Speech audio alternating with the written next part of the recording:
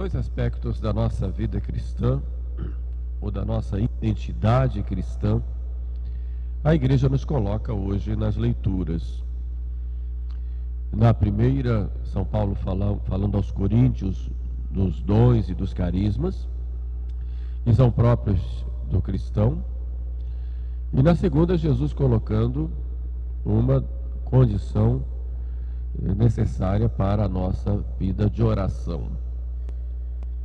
Vejamos o primeiro ponto que São Paulo fala primeiro aos Coríntios, que era uma comunidade que tinha causado algumas dificuldades, embora fosse uma comunidade muito boa, mas devido aos próprios relacionamentos entre as pessoas, foi necessário que São Paulo mandasse uma carta chamando a atenção. E um outro aspecto que tinha Corinto, que se deixava muito levar até pelos carismas, não pelos carismas vindos do Espírito, mas uma espécie de exaltação pessoal ou sentimental.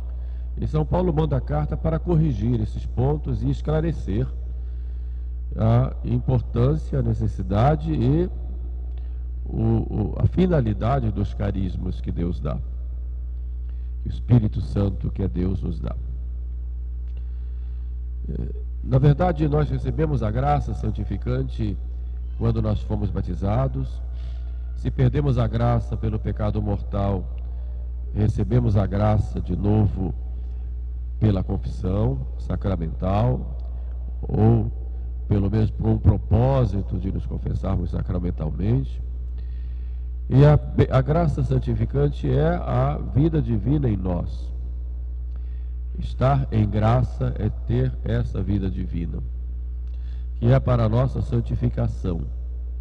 Juntamente com essa graça santificante, nós recebemos também no dia a dia graças que nós chamamos de atuais, que tem como finalidade a nossa santificação.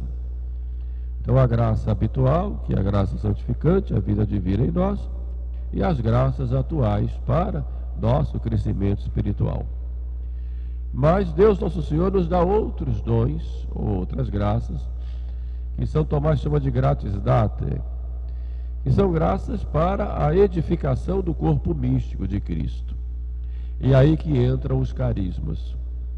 Os carismas independem da nossa santidade, embora, claro que com a nossa santidade a ação vai ter mais frutos.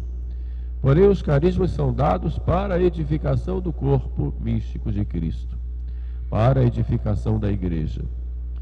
E esses carismas, sobre esses carismas que São Paulo fala na epístola de hoje, e que divide em 3 grupos, podemos dizer assim: os carismas do Espírito Santo, os ministérios e as operações. Os carismas são dons, e carismas são isso, são exatamente dons. Charisma é dom no grego, dom que Deus nos dá para que possamos agir na igreja para o crescimento de todos. É nesse sentido que veio os carismas das línguas, da profecia, os carismas da interpretação das profecias, o carisma, e isso diversos, o dom da palavra, da pregação, são carismas do discernimento dos espíritos, são diversos carismas que Deus dá para a construção da igreja. E isso deu de modo muito contundente na era apostólica, mas continua hoje.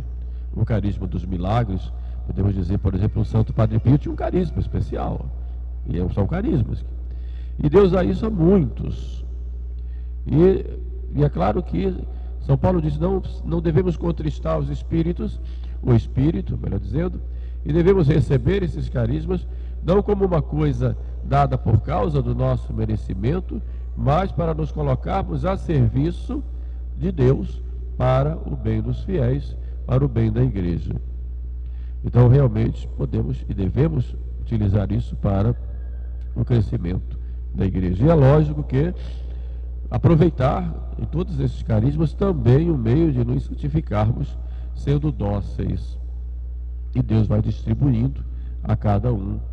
E muitas vezes nós não percebemos, Por isso é muito importante termos bem claro um princípio muito próprio da nossa igreja, que é o princípio da corresponsabilidade. Nós muitas vezes, naquilo que diz respeito à obra de Deus, nós só usufruímos. Vamos à igreja, vamos à missa, pagamos o nosso dízimo, rezamos, recebemos os sacramentos, mas nós usufruímos passivamente. E Deus nosso Senhor nos dá muitas vezes carismas para que nós não sejamos só passivos na igreja. Que ação eu posso fazer? Existe, é claro, uma ação própria da hierarquia, dos clérigos, que agem em persona Christi, capitis, na pessoa de Cristo cabeça, mas há uma missão própria dos leigos. E essa missão é para a edificação da igreja no mundo. E a missão própria dos leigos é a submeter todas as realidades temporais, as atividades do dia a dia, submeter isso a nosso Senhor. Daí a missão que vocês têm no mundo é muito importante, porque o reinado de nosso Senhor Jesus Cristo, ele deve acontecer na medida em que, lógico que ele existe, e é claro, mas ele vai se realizando na medida em que os leigos vão a cada dia, na sua vida do dia a dia, na sua família, no seu ambiente de trabalho, nas suas relações sociais, das suas diversas atividades de lazer, de trabalho, de movimentações, enfim, em todas essas políticas, governo, etc. E tudo isso vai colocando em prática o reinado de nosso Senhor, submetendo tudo isso às leis do Evangelho. E Deus nosso Senhor dá sempre carismas à sua igreja, e dá sempre carismas também aos leigos para realizarem isto, nesse sentido, seja em casa, seja na rua ou em toda parte. São Paulo fala também dos ministérios, que vai nessa mesma linha. Os ministérios, a gente deve olhar nosso Senhor Jesus Cristo, procurar imitá-lo no dia a dia, no seu relacionamento com o Pai e no seu relacionamento com as pessoas. Ministério significa serviço. Colocamos-nos sempre a serviço de nosso Senhor no nosso próximo. Daí o Espírito Santo vai agir para que possamos nos colocar a serviço dos outros por amor a Deus. E nas operações, aí entra os dons próprios, como eu falei agora, Padre Pio, da operação da cura, discernimento dos espíritos, mas não fiquemos só nisto. Quantas operações nós podemos fazer? Deus nosso Senhor, muitas vezes, seja de modo pontual ou de modo contínuo, vai dando dons especiais para que as pessoas possam agir. Isso é algo objetivo, não é algo sentimental, de que eu estou inventando alguma coisa, ou movido por um sentimento, me emociono, como muitas vezes as pessoas acham, e que essa emoção me leva a fazer coisas extraordinárias. Não. Mas o que é principal em tudo isso é, como dizia Santa Teresinha, fazer de modo extraordinário as coisas ordinárias, por amor a Deus. Essa é a nossa identidade cristã, esse é o nosso modo de viver espiritualmente. No Evangelho, Jesus vai contar uma parábola com uma direção certa, já com uma finalidade clara e para um grupo claro, que era o grupo dos fariseus, que se achavam pessoas muito puras, eram muitas vezes muito escrupulosas, exigiam muito dos outros e se achavam os grandes detentores da lei. Sabiam de tudo, cobravam de todos, mas muitas vezes, diz nosso Senhor, eram sepulcros caiados, brancos por fora e podres por dentro. E Jesus então agora vai direcionar para esses fariseus, condenando o modo como eles se relacionavam com Deus. E conta a história do fariseu e do publicano. Dois homens subiram ao templo para orar. Subiram, é interessante esse verbo, subiram, porque a oração é uma elevação. Eu tenho que sair de mim mesmo e me voltar para o alto, de onde me vem o auxílio, de onde me vem o socorro, de onde me vem a graça. São Paulo diz: olhai para as coisas do alto. Conversação nossa em Celis est, nossa conversação está nos céus. Por isso a oração é, em primeiro lugar, uma elevação.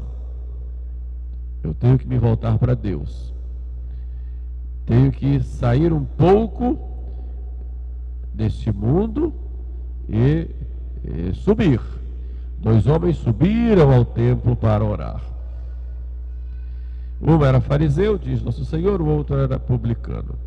O publicano era aquele conhecido como cobrador de impostos e tido como pessoas de grandes pecados.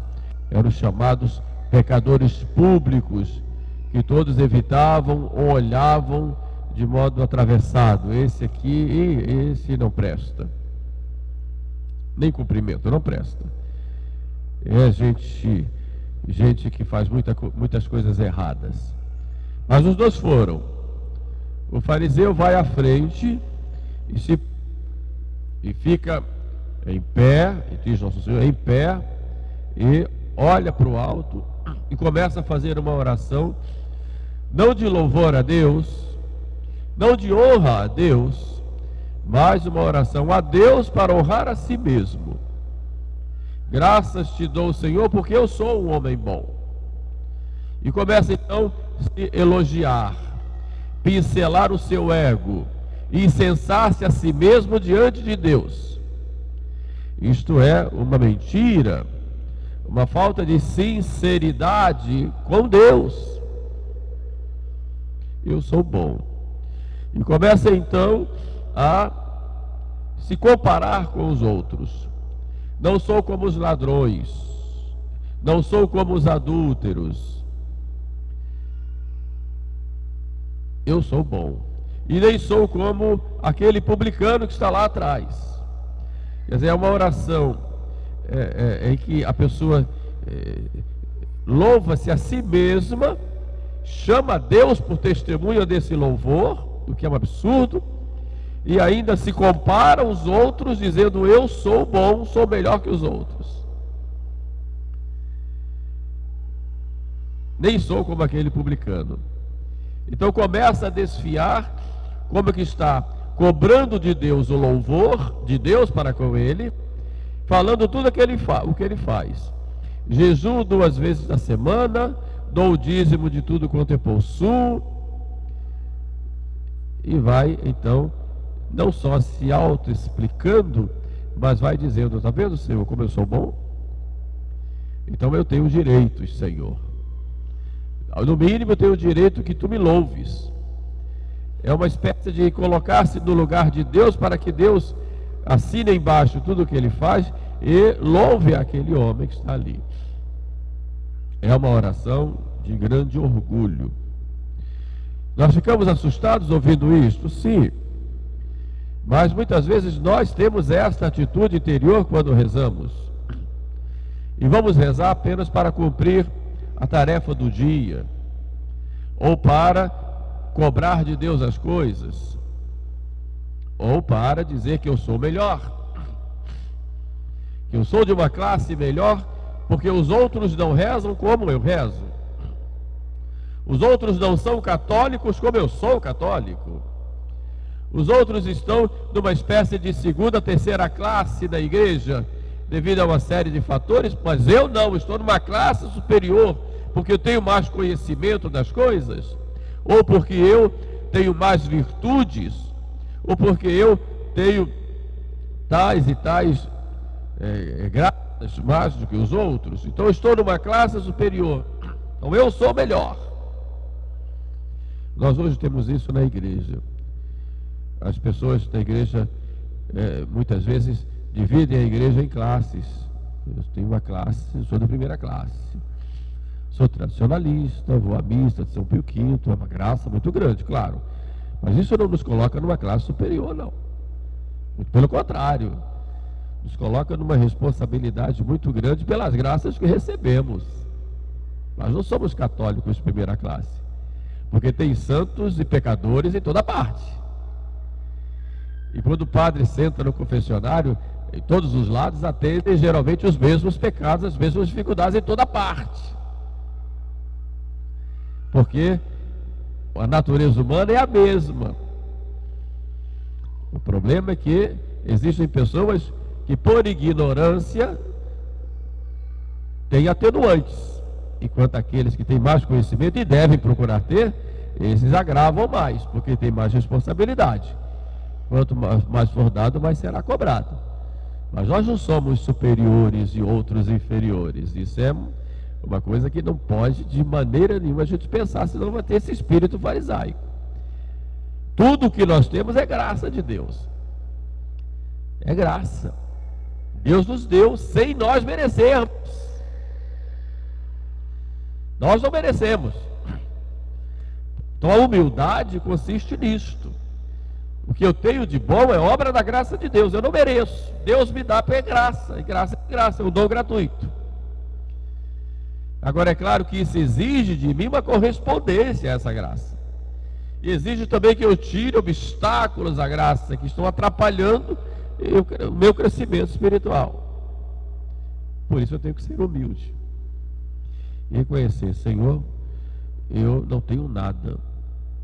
Eu não sou nada, não posso nada sem a tua graça. Experimentemos rezar a ladainha da humildade. A gente vai se assustar, Senhor. Né? Quem já conhece a ladainha da humildade aqui? Não se assusta quando reza ou não? Ou rezam de carreirinha, como diz na minha terra? Vamos rezar de carreirinha, podendo ficar pensando muito no que está ali. E já cumpri, marquei ponto e tal. Não. A ladainha da humildade, ela não é só uma oração, aquele é um programa. É um programa de vida. E Deus vai dar a graça aos humildes. E Deus vai resistir aos soberbos. Olhemos agora o exemplo do publicano, o grande pecador. A diferença dos dois é que um foi sincero, o outro não. O publicano foi sincero. É cabeça baixa, não falou muito, não é a quantidade de orações que vai te fazer santo, embora é necessária a oração e deve se rezar sempre, mas ele foi uma oração sincera. Né? Tende misericórdia de mim, Senhor, porque eu sou um homem pecador. Estou aqui, não tenho nada, não sou nada, sou um pecador. Eu só te peço a misericórdia. Olha para mim, Senhor, com esse amor infinito, com esse amor que veio a mim na minha ferida, no meu pecado, na minha miséria, na minha incapacidade, na minha indignidade, na minha falta de merecimento. Olha para mim, Senhor, do alto, vem aqui e olha a minha miséria, que eu confio. Então a oração do publicano é uma oração humilde, uma oração confiante e é uma oração sincera. E quem não vai ser sincero com Deus? Palavra sincera, alguns estudiosos dizem que vem do sem cera, tira a cera. Sincero, tira a cera do rosto, quer dizer, aquela máscara que te enfeita, que mostra lá que você é bonito, mas quando tira não é tanto assim. Sem cera, tira a cera, seja sincero. E essa primeira sinceridade que nós temos que ter é conosco mesmos. E com Deus, então, Deus conhece o fundo do nosso coração, dos nossos sentimentos. Então, quando chegar para rezar, tenha um momento com Deus. Não só use fórmulas e são necessárias e importantes, mas chegue diante de Jesus, né? E fale com Ele abertamente, com sinceridade. Né? Fale o que você é, como você está, o que está sentindo, o que está querendo. Fale também da sua indignidade, mas fale também da sua confiança. Fale também do seu amor. Mas fale com sinceridade. Esta oração sincera, ela atrai a graça, não como um poder magnético ou físico, claro que não, mas atrai a graça porque Deus olha em você e vê você o filho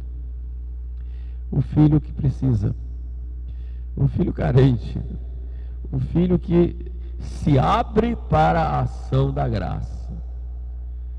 Porque o sincero, o humilde, ele se despoja e vem a graça. Porque ele se abriu à graça. Ninguém pode dar ao outro se o outro não se abre. Uma mãe não pode dar ao filho o alimento se o filho não abre a boca. Tem que abrir. Assim nós também. Temos que nos abrir à graça.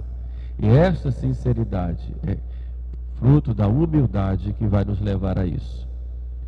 E para encerrar, Jesus diz, o fariseu voltou para casa sem ser justificado. Não voltou perdoado, não voltou justo. Voltou até pior, porque terminou cometendo um pecado falando com Deus. Além dos que já tinha, cometeu mais alguns lá. E aí do julgamento dos outros, né? Falso, julgamento falso. E o publicano volta para casa justificado. Essa sinceridade, essa humildade é base de todas as virtudes. Se você tira a humildade, você derruba tudo. É o alicerce. E não só o alicerce, como aquela virtude que vai nos alimentar nas outras. E é claro que é a virtude mais atacada pelo demônio. Porque em tudo nós colocamos sempre uma ponta de vaidade. Até quando nos apresentamos humildes. Então nós temos que combater muito a vaidade em nós. E vaidade nas palavras, vaidade nas atitudes, vaidade nos sentimentos, vaidade. Temos que combater isso. Porque a humildade, ela exige que isso seja combatido. Peçamos, pois, a Nossa Senhora, a nossa mãe, que é humilde, né? Foi a sua humildade que fez com que viesse a graça para ela. Olhou para a humildade de sua serva, e de agora em diante todas as gerações me chamarão bem-aventurada. E Nossa Senhora, então, interceda por nós, para que nos dirijamos sempre a Deus, nosso Senhor, com o mesmo espírito dela, né? O mesmo espírito de humildade e de entrega total a Ele. Louvado seja nosso Senhor Jesus Cristo.